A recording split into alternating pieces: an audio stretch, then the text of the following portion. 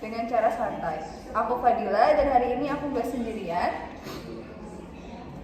Hai semuanya, saya Irfan dan aku siap menemani ngobrol soal topik yang bikin kalian pusing tapi penting baru dipahami. Dan saya Fahrul. Kali ini kita bakal bahas topik yang enggak kalah menarik, yaitu pengukuran risiko. Kedengarannya serius ya, tapi tenang aja, kita bakal bahas dengan bahasa yang gampang dipahami. Oke, sebelum kita bahas mengukur, kita harus tahu dulu sebenarnya resiko itu apa sih? Risiko itu bisa dibilang kemungkinan terjadinya perbedaan antara hasil yang kita harapkan dengan kenyataan yang terjadi. Misalnya nih, kamu investasi berharap untung tapi ternyata rugi. Nah, itu risiko. Nah, benar banget. Dalam konteks bisnis, risiko bisa muncul dari banyak hal, yaitu perubahan pasar, kenaikan harga, bahan baku, kesalahan operasional, sampai bencana alam juga bisa mempengaruhi.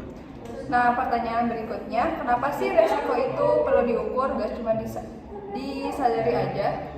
Ya, karena kalau nggak diukur kita nggak bisa mengelolanya. Bayangin kalau kamu jalan di tempat gelap tanpa senter. Kamu tahu itu risiko, tapi nggak tahu seberapa besar bahayanya. Nah, setuju banget. Dengan pengukuran risiko, perusahaan bisa menentukan prioritasnya. Mana risiko yang paling besar, mana yang masih bisa ditoleransi, dan mana tindakan apa yang harus diambil untuk menguranginya. Sekarang kita masuk ke bagian lebih teknis. Ada banyak metode buat mengukur resiko kan? Betul, salah satunya paling umum yaitu analisis kualitatif dan analisis kuantitatif. Kalau kualitatif, biasanya kita pakai skala sederhana, misalnya rendah, sedang, atau tinggi. Ini berguna buat risiko yang sulit diukur dengan angka seperti reputasi perusahaan. Nah, sedangkan kualitatif lebih fokus ke angka. Contohnya pakai probabilitas dan dampak finansial. Misalnya peluang kerugian 10% dengan potensi rugi 50 juta.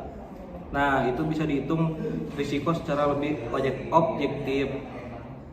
Jadi, dengan data seperti itu, perusahaan bisa bikin keputusan lebih rasional, bukan hanya dengan feeling. Nah, contoh gampangnya perusahaan ekspor, mereka punya risiko fluktuasi ya, nilai tukar mata uang.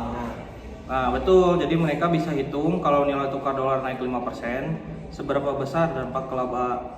Dari situ, mereka juga bisa mutusin buat lindung nilai hedging.